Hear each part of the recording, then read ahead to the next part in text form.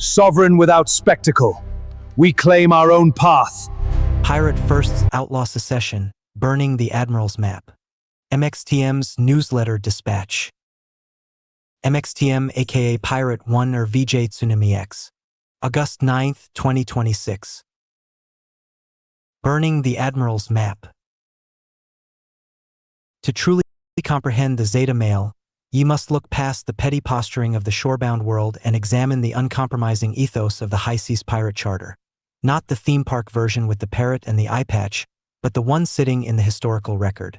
Between roughly 1715 and 1725, the stretch scholars call the golden age of piracy, several thousand men did something no pamphleteer or philosopher ashore had yet dared put into practice. They built floating republics that governed themselves, wrote their own constitutions, elected their own leadership, and dared every navy in the Atlantic to come collect. At its peak, the pirate haven of Nassau, a driftwood sprawl on New Providence Island run by a loose brotherhood calling itself the Flying Gang, held something like 1,000 of these men, more citizens than most legitimate free ports of the age could claim. Historian Marcus Rediker, who has spent a career studying the working sailors of this exact period, has said flatly that in all his research into the era's laboring poor, he never found anything as democratic as what pirates built for themselves. This was not rebellion for rebellion's sake. It was secession executed and for the better part of a decade sustained. Most men remain willingly trapped in the Royal Navy's machine, and the machine was rigged from the keel up. The Alpha fights tooth and nail for the Admiral's epaulets, desperate to command a flagship he does not own, and even total victory in that climb bought no real safety. In 1757, after nearly 40 years of faithful service, Admiral John Byng stood on the deck of his own ship and was shot by his own service, condemned under a wartime clause requiring an officer to do his utmost against the enemy. For the crime of losing an indecisive battle the Admiralty itself had failed to properly resource. Voltaire needed one line for it: pour encourager les autres, to encourage the others. Byng remains the only admiral the Royal Navy ever executed. That is what waited at the top of the ladder the Alpha spent his life climbing. The Beta hauls the oars for a wage fixed in 1653 and simply never adjusted. Not for the entire 18th century, not until sailors forced the issue themselves, undercutting what the very same skills earned 20 yards down the dock on a merchant ship, with 6 months of even that lesser pay withheld by standing Admiralty policy specifically to make desertion too costly to risk, and the balance arriving, when it arrived, up to 2 years late. It took until 1797 at Spithead for sailors to finally mutiny over it, unpaid wages topping even the lash as their chief grievance. The Beta trades his youth for moldy hardtack, the cat, and the illusion of social security. Policy, not an accident. Even the celebrated Sigma is often nothing more than a glorified privateer, sailing alone, yes, but still carrying the king's letter of marque, banking in the crown's currency, exploiting the empire's trade routes on a leash long enough to feel like freedom. That leash could vanish with a single signature. When the Treaty of Utrecht closed the War of the Spanish Succession in 1713, tens of thousands of privateers went overnight by the stroke of a treaty from licensed men to hanging offenses for the identical conduct on the identical seas the week before. The Sigma's freedom was never his own property. It was leased from an empire that could foreclose without notice, and did. The Zeta Mail is the true outlaw who burns the letter of marque, rejects the empire's coin, and declares total existential secession. Corollaries from the Pirate First ethos. The rejection of imperial legitimacy. Captain Bartholomew Roberts, Welsh-born John Roberts before the sea renamed him, and by the time a Navy frigate finally caught him, the single most successful pirate of the entire Golden Age, having taken some 400 vessels in barely 3 years of active work, is remembered for one line above all: a short life and a merry one. It reads like a slogan. It wasn't. Captain Charles Johnson, whose 1724 General History of the Pirates remains the primary surviving account of this era, recorded the actual arithmetic underneath it. In the king's honest service, Roberts reckoned, there was never enough to eat, wages too thin to matter, and endless grinding labor. In piracy there was enough of everything, an easier pace, and the freedom to actually enjoy both, with the whole account, if it ever came due, settled in one bad afternoon instead of paid down over a lifetime of installments. That is not nihilism. That is, a man who read both contracts closely and refused to pretend the legitimate one was the safer bet. The pirate code wasn't born from a wish to reform the king's navy.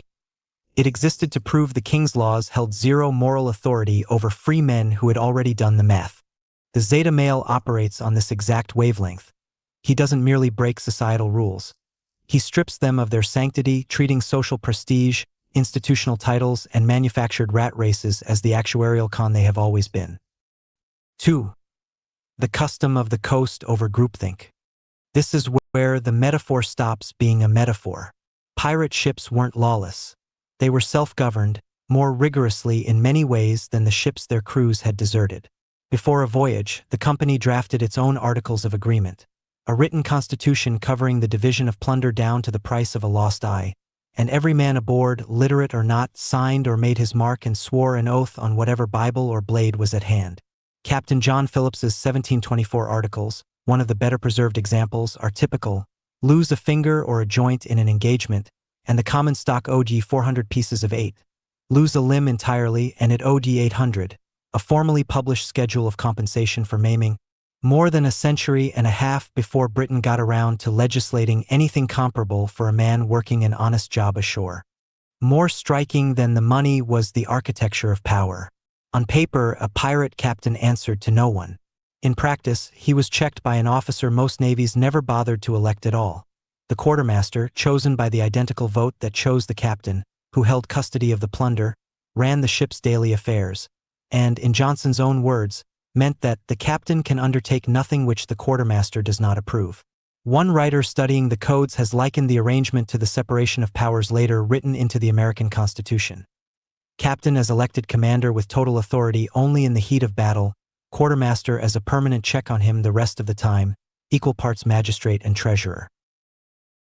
And if a crew soured on either man, they didn't scheme in the dark, they voted him out in open session, or, when the disagreement ran too deep for a vote to settle it, the dissenting faction simply drew up a fresh set of articles and sailed off to found a second crew under a second flag.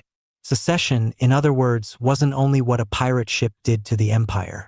It was the release valve built into the ship itself all the way down. The Zeta male despises the hive mind of modern culture for the identical reason a Nassau-era pirate despised naval hierarchy.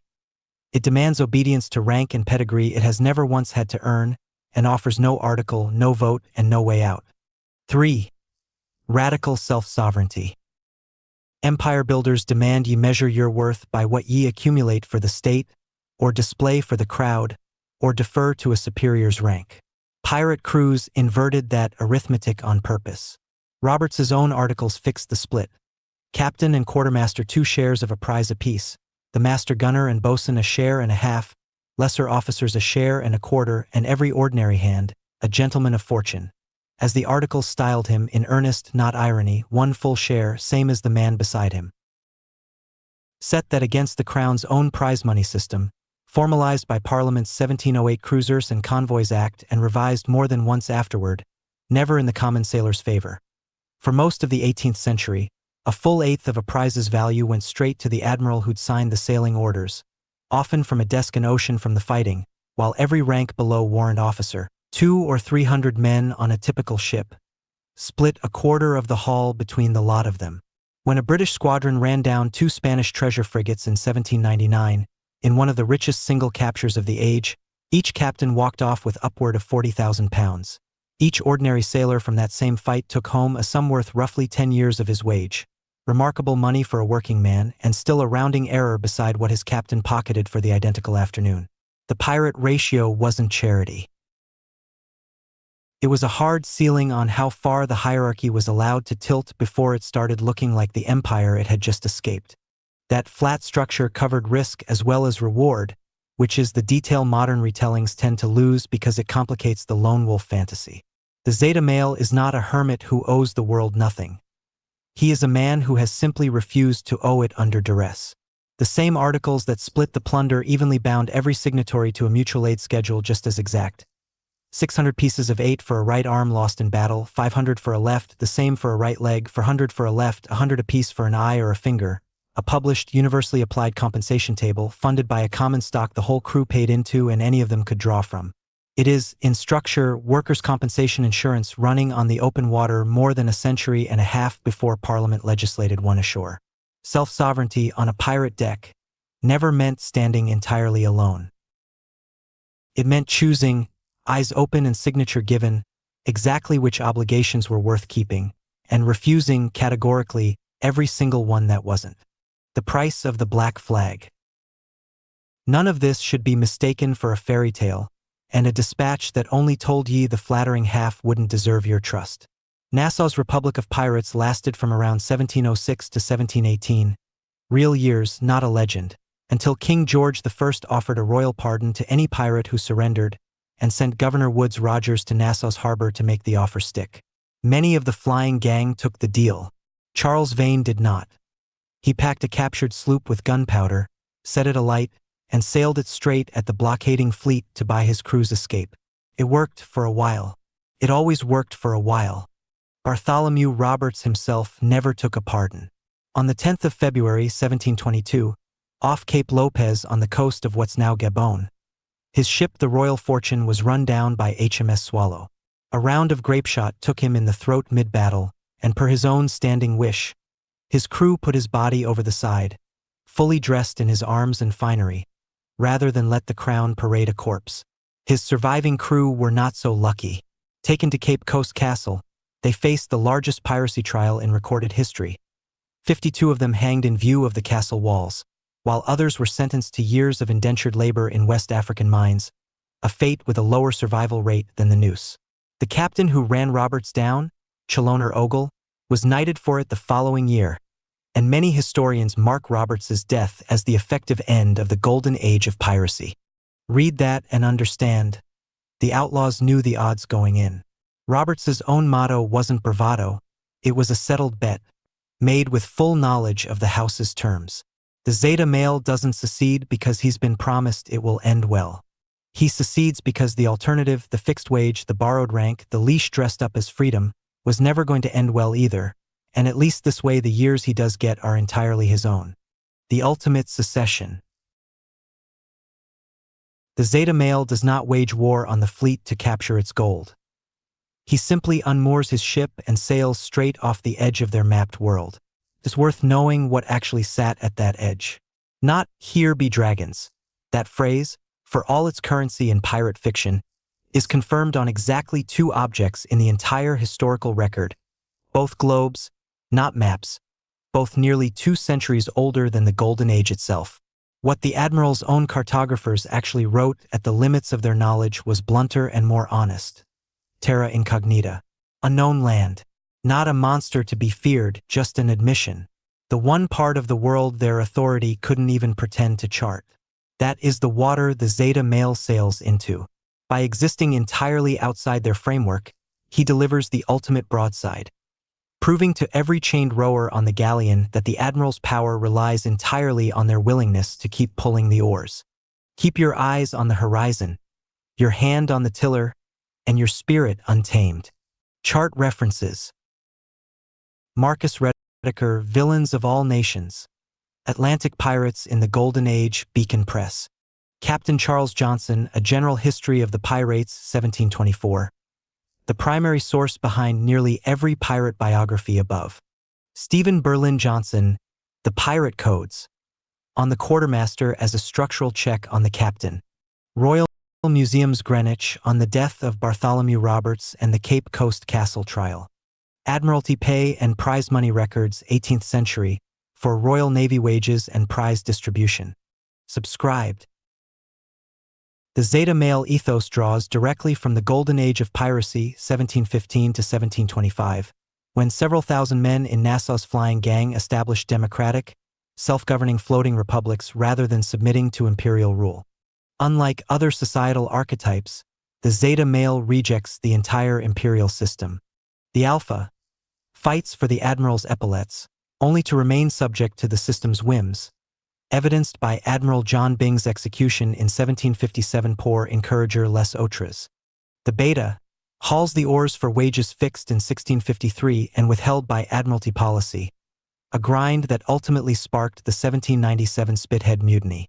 The Sigma acts as a glorified privateer with a letter of marque, enjoying a leased freedom that vanished overnight following the Treaty of Utrecht in 1713. The Zeta burns the letter of marque, rejects imperial legitimacy, and executes total existential secession.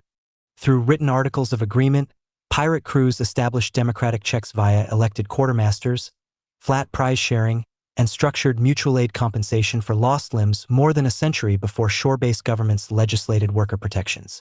Seceding into terra incognita is not done out of a guarantee of safety, but out of a clear arithmetic, refusing a rigged contract to ensure one's years remain entirely one's own. Ex post. Alpha's fight for epaulets, Beta's haul underpaid oars, and Sigma's sail on leased leashes. The Zeta male burns the letter of marque and unmoors straight into terra incognita. Hashtag Zeta male, hashtag pirate first, hashtag outlaw secession, hashtag golden age of piracy, hashtag terra incognita, hashtag self-sovereignty, hashtag Bartholomew Roberts, hashtag flying gang, hashtag pirate code, hashtag radical freedom, hashtag MXTM. Discussion about this episode. Comments. Restax. Recent episodes. Next up on MXTM's newsletter, the Harm Minimization Charter. 22 hours ago, MXTM Persistent Service Asset Part 8. 23 hours ago, MXTM aka Pirate 1 or VJ Tsunami X. Privacy Bullet Operator Terms Bullet Operator Collection Notice. Start your Substack. Get the app.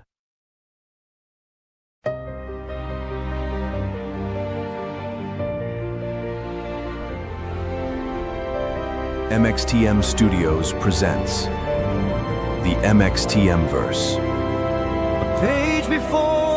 Tomorrow's canon. This isn't a soundtrack to a single story. It's the soundtrack to an entire civilization.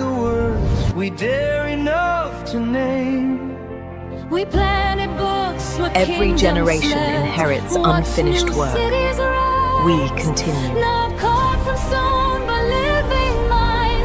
We continue, we remember, we restore, we become. The continuance, built by the past. The continuance, the unfinished civilization that outlived themselves. The longevity principality, where health is infrastructure, where dignity is law, and tomorrow is design. The future doesn't belong to the strongest, but to the most competent. Deep beneath the waves, the Redeemer Oceanic team activates Project Secession. The integration is a success. Systems are coming online. 2 species, 1 mission. Protecting the formation. Secure the future. For the longevity principality, success isn't the end of the story. It's the beginning of consequences. The longevity principality. A civilization built on healthy time, institutions, and responsibility.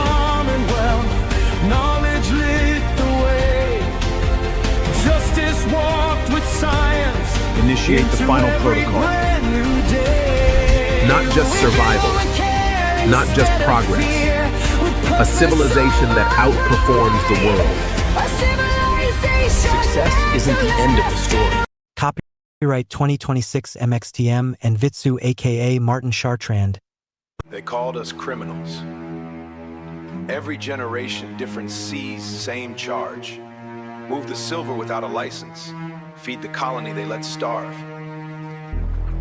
Build the future they refuse to fund. We've been doing this since 6130. We're still doing it. This is the log.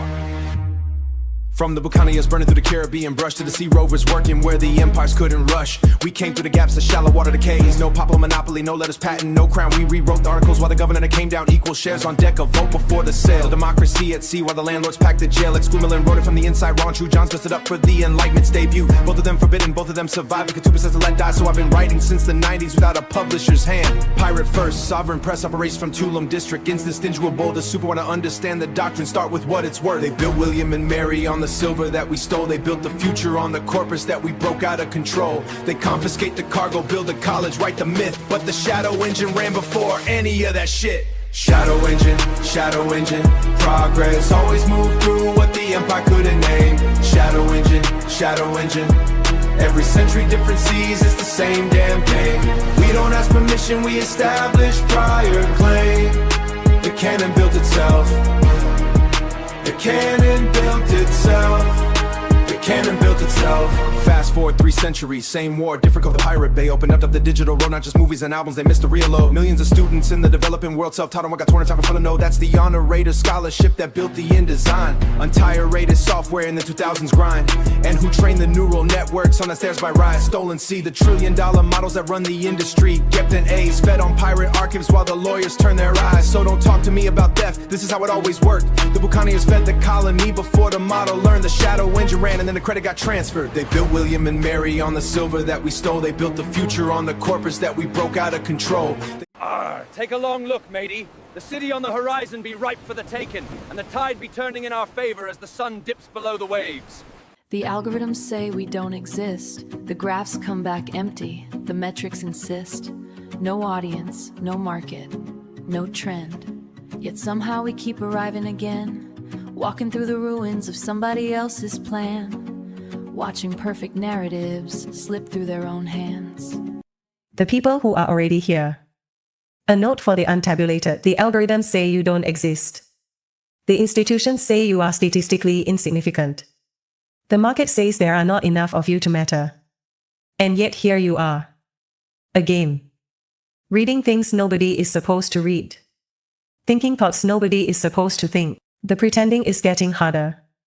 Not because people are waking up. That's too romantic. Because the distance between the official story and the lived reality has widened to the point where maintenance takes visible effort. What you're looking for, what brought you here, is not someone to tell you what to think. You've already done the thinking. What you're looking for is proof that someone else did the thinking too, arrived somewhere close to where you are, and didn't collapse under the weight of it. That's this. Not a movement. Not a faction. Not a subscription to someone else's conclusions. The waiting game is already underway. Occupy, build, garden, govern. I just finished writing a book I didn't plan to write. It started as a countercultural addendum to the Aldiyazama Post-Corporate Transition District Handbook, a rougher, more urgent document aimed at the generation the credential economy forgot to accommodate. It became something else. Nowhere less whispers, no discord begging, no roadmap.